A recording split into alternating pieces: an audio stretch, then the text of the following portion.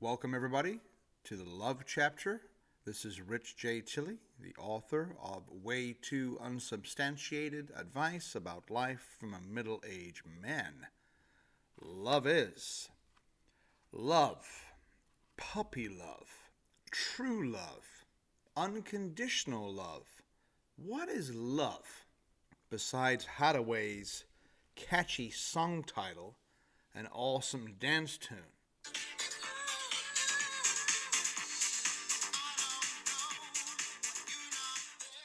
This feeling of sincere fondness can be an integral controlling force affecting our lives, and therefore worthy of a vibrant discussion here.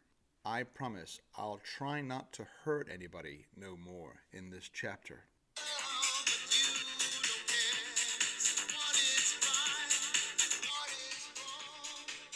Man, that's a good tune. Now, Hathaway, I don't own the rights to that music. I know that, and you know that. Don't sue me. I'm trying to just promote your song here. Now that we're all hyped up and in a great mood, let's get started. After exploring this lively topic with a broad brush, I have finally decided on my angle of how exactly I am going to approach the subject of this deep, universal human emotion. On a side note, this entire chapter was in danger of being thrown out and scrapped on multiple occasions. In creative agony, I was massively stuck on where to begin. Like a deep-sea diver, wading through quicksand with a wetsuit and flippers on, I was moving sluggishly, afraid that my own cynical outlook on the love word itself would end up making this chapter too much of a Debbie Downer. However, after considerable analysis, I made an author's executive decision to embrace the challenge, making sure that the subject matter remained fairly positive out of respect for the majority of my readers that would like to celebrate the power of love. Another great tune written and performed by Huey Lewis in the News. I love it. I love the movie Back to the Future. I love the 80s. I especially love the year 1985, but you'd have to be a middle-aged person to know what I'm talking about.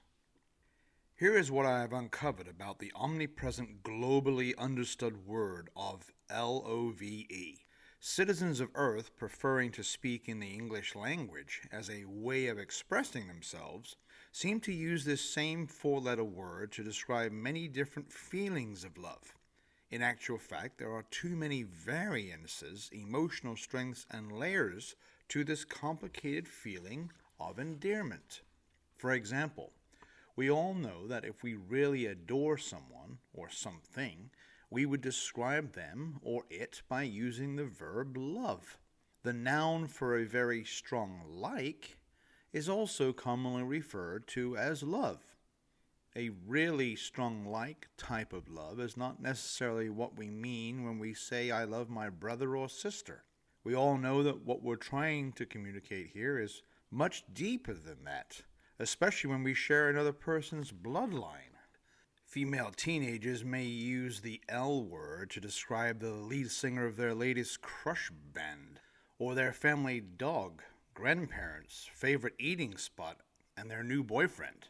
Each reference is used with an entirely different level of love and underlying meaning, spitting out blandishments such as, I just love the lead singer, he's hot. I love my dog Dexter. I love my mama and papa. I love Chick-fil-A. I love Jake, he's so cute, he makes my heart flutter. I would like to ask you all a series of questions. Is the love that we feel when we set our eyes on our first child the same as the love we feel for that delicious Chick-fil-A chicken sandwich and those addictive waffle fries? Is love at first sight the same as love at first bite? Does the love we feel for our guardians or mother and father have the same intensity of love as the love we share for our pets? Maybe so, in some cases. Is the loyalty to our favorite sports team the same level of love that we feel for our spouse? Chicago Cubs, Boston Red Sox, and Dallas Cowboy fans, I get it. You don't need to explain. Neither do the Manchester United and Real Madrid fans. The challenge with this powerful emotion is that there is only one word in the English language to explain the feeling of deep affection for each one of these scenarios. We really need a few more linguistic variations in the English vocabulary so we can deduce which exact layer of love a person might be talking about. But most of the time, we understand what people mean because we can all relate. In the pages of this humble handbook and previously published Unsubstantiated Books, 10 Insightful Chapters, there may have been several topics that I brought up that readers simply couldn't relate to because they had yet to experience the idealism of the provoking themes in discussion. That's okay, I get it why you didn't get it. However, on the subject of love, I feel that everybody can identify with this word. It is virtually impossible to go through our lives without loving something or someone, or being loved by another person. Everyone reading this chapter can relate to this universal subject matter. Unfortunately, some folks never find romantic or everlasting true love, and that's a shame. But these same people may love another person, or their parents, or their children, a local steakhouse, their occupation, and even their vehicle. Everybody reading this has felt the feeling of the word love, so I know that in this case, you do get it. I think if we start dissecting this word of passion and begin placing certain loves in selective and specific categories, we can make this chapter pretty interesting. Let's start with the ultimate description of love, true love. How could we define true love? My definition is as follows. When we feel so devoted to another person, such as our love interest or spouse, or collectively for all of our children, we are willing to put everything we personally desire on hold, sacrificing our own needs in our life simply to serve the one or ones that we love. Nothing else matters to us but the needs, happiness, and well-being of our loved ones. Our love for them is unquestionable and unconditional love in its truest form. Most immature relationships involving younger people rarely last very long because one of the parties is still way too much into themselves, placing their own self-indulgence as the center of their universe. Their selfishness hinders any chance of a romantic relationship blossoming and working out for the long haul. Love in our adolescent years would fall into the category of puppy love or young love. Our first love, not surprisingly, often fizzles away. The one-sided relationship gets screwed up and goes sideways with teenage hormonal-driven infidelity, and just like that, it's all over. In contrast, older couples that spend over 60 years devoted to each other have been known to pass away days after the first partner leaves this earth. The codependent widow feels like life is simply too difficult to continue without the side-by-side companionship and support of their true love.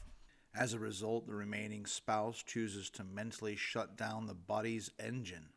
Their grieving mindset is detrimental to build upon any perseverance, feeling that life without their partner is simply not worth living. Fathering 3 wonderful, talented, and kind kids myself, I can definitely relate to the unconditional type of love that parents feel for their children. Brand new parents will experience an instantaneous feeling of overwhelming adoration when they first lay eyes upon their newborn child. All new parents gloat over that sweet, wrinkled, fresh face mirroring their own, and are mesmerized by the intense internal feelings pulsating throughout their entire body. They are unapologetically beaming with love over the new addition to their nuclear family, and just can't hide it. We store the unconditional love pocket for our children and life partner that gave birth to our children in our heart ventricles. No matter how many children we decide to have, our hearts will always make room for one more chamber of infinite love reserved for our latest child. As I personally started to build a family, I often wondered how parents could love another child in the same way and intensity as the ones that came before. I found out that a parent naturally loves the second child, or third, fourth, and beyond, equally as we love the first. You would think that we would run out of room for all that extra love in the same size human heart, wouldn't you? But we don't. The blood-pumping human organ generally remains the same mass and volume for most of our adult lives. It is not like with every new child that our heart grows in size to make room for the love of one more person. How do our heart chambers always find the extra room? Here is my further explanation of this fascinating question. I have an emphasis bar. It says, love lives in our hearts, minds, body, and soul. Scientific studies hypothesize that feelings that we encompass when we love something or someone do not necessarily come directly from the human heart. These intense emotions are generated from our brains and are internally distributed to our hearts through our nerves and neurological network of physiological systems. As a creative writer and armchair scientist, here's how I would describe the always room for one more person in our lives to love concept. Stay with me now. It's about to get deep. The sentiment of love is stored in our body as a feeling in the heart. This pocket of love passes through our heart chambers like a beam of light emitted from a powerful flashlight pointing at dark space from the outer stratospheres of planet Earth. In this analogy, if we were able to hold a bright flashlight to the heavens, we know that the photons from the light beam would travel into the cosmos forever, until the light beam is stopped by an obstacle or piece of matter. If nothing gets in the light beam's way, it will become a wider beam as time goes by. This lesson in physics is similar to when our love for someone or something gets stronger over time, such as when our multifaceted, maturely aged love goes the distance.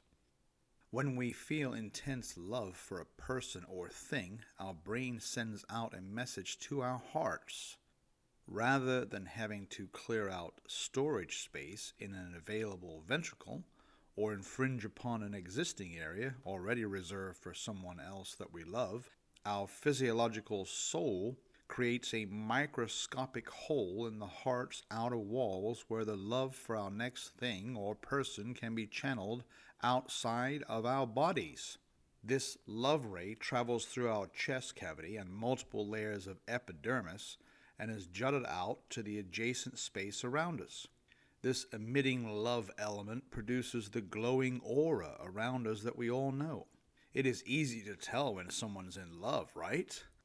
Or when a mother loves her child, or the devotion we see in newlyweds' eyes for each other. We can feel the transparent love coming off them invisibly, can't we? Our human heart walls have infinite room for as many things or people that we want to love in our lives. It is never an issue for the heart to create one more miniature pinprick size hole from where the love rays shall illuminate. My God, this passage reads like poetry, doesn't it? We have an appearance by Ed in his talk bubble, and he says, "Dude, what the hell are you talking about?" Let me re-explain myself in a slightly different way. When we lose somebody that we love dearly, we all suffer unimaginable emotional pain, don't we? For example, if we happen to lose the love of our life, our daddy, our mother, our best friend, our dog, our military heroes, the people coping with the void in their wake are left with bruised holes in their hearts. They will describe the feeling as being empty, or express that they feel like they have a hole in their heart. Only time can heal the hurt as the hole begins to gradually repair the damage. As the heart's membrane rejuvenates itself, our brains will try its best to prepare us for the closing of the exposed hole where the ray of love used to beam from. As many of you reading this could probably relate to, in some cases the hole never repairs itself. It never closes up. Our mentality is simply reinforcing the notion of, we can't get over it. This sorrowful person is suffering from a broken heart. Have you ever suffered from a broken heart? This familiar medical ailment is real, not fictional. When a mother loses a daughter or son to war, or a child to suicide or homicide or an accident, the tiny hole in a mother's heart never heals and remains open at the stem until the day the grieving mother dies herself. This parallel applies in many other life experiences. For example, let's say a lady was a devoted wife and just adored her late husband. Yet she lost him due to a devastating disease or fatal traffic accident. The hole in the widow's heart will probably remain exposed forever. On the contrary, if this same woman lost her husband due to her spouse cheating on her, or one day finding out an unexpected bombshell to the tune of, he doesn't love her anymore, the pain she would feel would be slightly different. As the hole in her heart tried to heal, her brain would send out messages taking on the forms of heartache, depression, disappointment, hatred, and anger. When playing in the space of fractured romantic relationships, often the door of love is situated directly across from the door of hate. Love and hate are close neighbors. Devastation, disrespect, and rejection make it really easy for humans to go from loving one another to hating them in a very short period of time. The special person we were accustomed to ending every phone call with, "I love you," is now replaced with salutations of, "I hate you," "burning hell," and "I'll see you in court, you bastard." These couples involved in these failed relationships never made it to the true love status. They may have frequently said, "I love you," but they were speaking about the love that was of a part-time nature, not of the love that goes the distance. They were not committed to each other for the long haul, unwilling to go through the challenges to get to the rainbow of mutual humility and respect. They have a love which meant, "I love you so long as I don't find someone else." A love meaning strong like, and "I will love you so long as you don't annoy me." A bond so fragile that one minor disagreement can be blown out of proportion and break the unstable foundation. You're all reading this and thinking, "My God, sir, what exactly happened to you?" No wonder you had a difficult time writing this chapter. I agree. I have some issues. I think we should recognize the statistics when we are getting involved in our first, second, or third marriages, and be honest with each other from the get-go. We all know the statistics of doom. It's no secret that honesty is the key to communication and can be the sticky gel that helps human beings stay together. "Hey, Zachary, you got an illustration for this one?" Zachary has pumped out a diamond in the rough in this portrait, this picture. It shows a couple getting married close to the ocean. It's obviously the happiest day of her life for this young, beautiful bride. A smug look on the groom's face, and the pastor is making them say, "Do you promise to temporarily love this person?" Now that's honest. The reality is that we will all die eventually with splintered and injured holes in our hearts. Some loved ones lost will never be forgotten. Some of our former lovers might be permanently erased from our memories. Acquiring a new pet can often aid in the healing process when we're trying to recover from a devastating death in our pet family.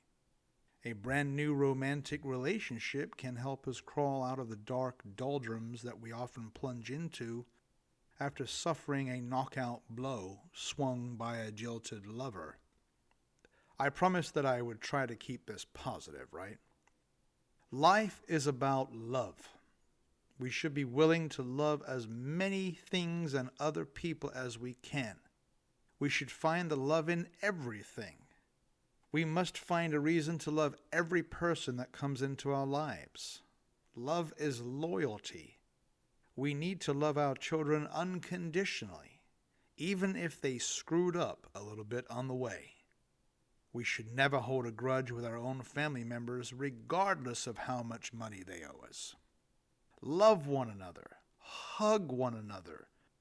We must radiate love all around us. On the subject of romance, don't ever be afraid to fall in love again after a broken relationship. Be vulnerable.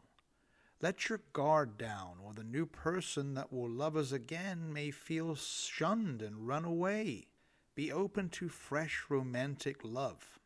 Don't be ashamed over a love affair that went awry. Most people have gone through the same thing. What is love? Love is living. Love is passion for life. Tell somebody today that you love them very much. Take on a new love today.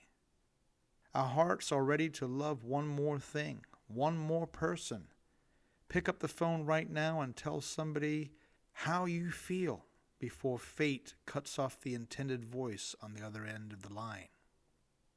Unsubstantiated advice from a middle-aged man about love. Don't sell yourself short on love. Find love in everything and live life to the fullest with passion. Fill up your heart with abundant love rays. Am I right about this, or just half right? This is Rich J. Tilley. I hope you loved the love chapter. It's kind of a sister to the commitment chapter. And look for the next video on YouTube called Non-Tippers. And if you are loving the book so far and you'd like to own it, it is on Amazon Kindle all around the world and Amazon paperback. Please check it out. You will love it. Thanks for listening, everybody.